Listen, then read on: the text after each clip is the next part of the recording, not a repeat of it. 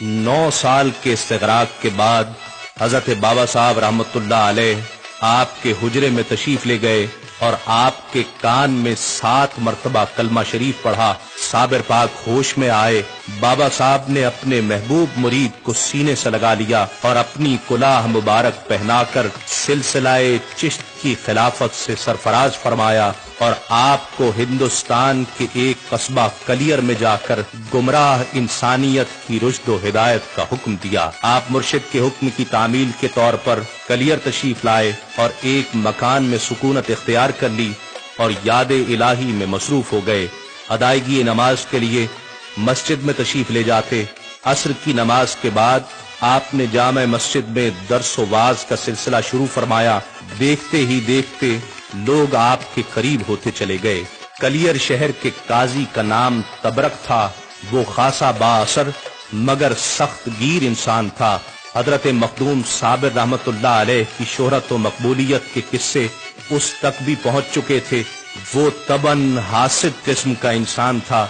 हजरत की शोहरत उसे एक आंख न भाई तो उसने रईस शहर से मुलाकात की और उससे कहा कि इन बुजुर्ग की शोहरत व मकबूलियत आपके इक्तदार के लिए किसी भी वक्त खतरा बन सकती है।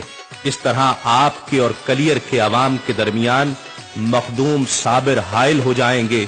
आप कुछ कीजिए। रईस शहर काजी की बातों में आ गया। उसने मखदूम साबिर के खिलाफ साजिशें शुरू कर दी जिनमें काजी तबरक पेश था। कलियर के लोग इस साजिश का शिकार हो गए। वो वैसे भी रईस शहर से बहुत डरते थे। चुनाचे उन्होंने हजरत साबिर पाक रहमतुल्लाह अलैह से दूरी इख्तियार कर ली। हजरत इन हालात को तशवीश की नजर से देख रहे थे मगर आपने हिम्मत न हारी और वाज़ो नसीहत का सिलसिला जारी रखा। लेकिन अब लोग आपकी बात सुनने को तैयार न थे। उनके पास हजरत साबिर पाक की हर बात का एक ही जवाब था और वो ये कि हमारा पीर कुरान पाक है और हमारा काजी तबरक है। ये बातें सुनकर आपको बहुत दुख हुआ मगर आप वहीं डटे रहे क्योंकि ये आपके पीर व मुर्शिद हजरत बाबा फरीदुद्दीन मसूद गंज शकर रहमतुल्लाह अलैह का हुक्म था। एक रोज रईस शहर आपको आजमाने के लिए आपकी खिदमत में हाजिर हुआ और कहा कि मेरी एक बकरी कहीं गुम हो गई है। अगर आप उसका पता बता दें तो मैं आपका मोतक़िद बन जाऊंगा।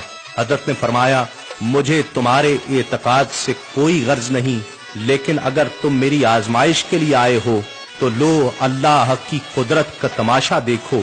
ये कहकर आपने बाआवाज़ बुलंद कहा कि रईस शहर क़यामुद्दीन की बकरी किस किसने खाई है, वो फौरन यहाँ आ जाएं। आपकी जुबान से ये अल्फाज अदा होने ही थे कि 27 आदमी हैरानो परेशान आपकी खिदमत में हाजिर हो गए। आपने क़यामुद्दीन को हुक्म दिया कि अपनी बकरी को आवाज दो। उसने तामील की तो उन तमाम आदमियों के शिकम से बकरी की आवाज आने लगी। आप रईस शहर की आजमाइश पर पूरे उतरे थे।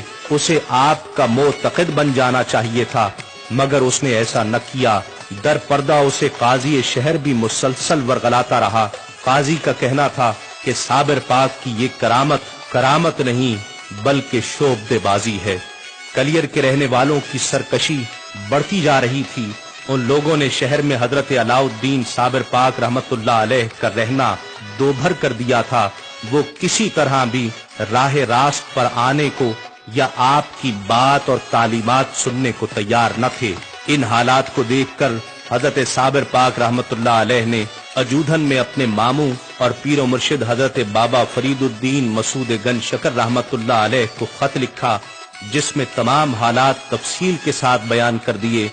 बाबा साहब ने वो खत पढ़ने के बाद जवाब में लिखा, वहां तुम्हें हर किस्म का इख्तियार हासिल है, जैसा मुनासिब समझो करो। बाबा साहब ने एक खत रईस शहर और काजी शहर को भी लिखा और उन्हें हिदायत की कि वो साबिर पाक की अताअत करें, मगर काजी ने तकब्बुर के आलम में वो खत फाड़ दिया। अब बात बर्दाश्त से बाहर हो चुकी थी, लिहाजा साबिर पाक की तबीयत में भी जलाल आ गया। आप कलियर वालों को सीधे रास्ते पर लाना चाहते थे मगर वो मुसलसल सरकशी और नाफरमानी का मुजाहरा कर रहे थे।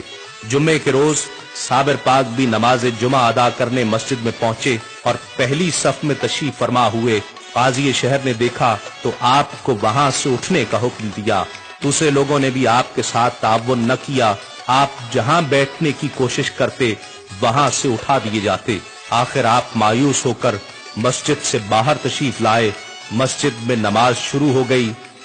जब लोग रुकू और सजदे की हालत में थे तो आपने मस्जिद को हुक्म दिया कि ए मस्जिद, सब सजदे में हैं, क्या तू सजदा न करेगी? आपका ये कहना था कि मस्जिद धड़ाम से जमीन बोस हो गई और उसके अंदर मौजूद तमाम लोग हलाक हो गए।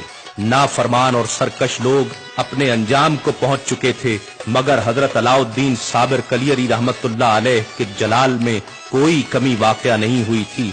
आप गूलर के एक दरख्त के नीचे जाकर खड़े हो गए। उस वक्त आपके हाथ में गूलर की शाख थी और आंखें आसमान की तरफ थीं, मगर आपने जमीन की तरफ देखा तो जहां आपकी निगाहे पुरजलाल पड़ती गई, शोले भड़कते गए। रफ्ता रफ्ता इस आग ने पूरे शहर को अपनी लपेट में ले लिया और पूरा शहर जल कर राख हो गया। कलियर की वीरानी के बाद हजरत साबिर पाक रहमतुल्लाह अलैह बड़े ज़ौक़ व शौक से हर बात से बेनियाज होकर रियाजत व मुजाहिदा में मसरूफ हो गए। इस्तिग़राक़ और जज्ब का ये आलम था कि गूलर के दरख्त की शाख को पकड़कर खड़े हो गए। निगाहें तजल्लियात खुदाबंदी की मुंतज़िर थीं। इसी हालत में 12 साल का अरसा गुजर गया। बदन सूख गया, हाथों और पैरों के पट्टे अकड़ गए, हड्डियों के जोड़ साकित हो गए, तमाम जिस्म खुश्क और बेहरकत हो गया। बस आंखें थीं जो जमाले यार के इंतजार में उसी तरह खुली थीं। आपके जलाल का खौफ ऐसा था कि कोई इंसान आपके करीब आने की जुर्रत नहीं रखता था।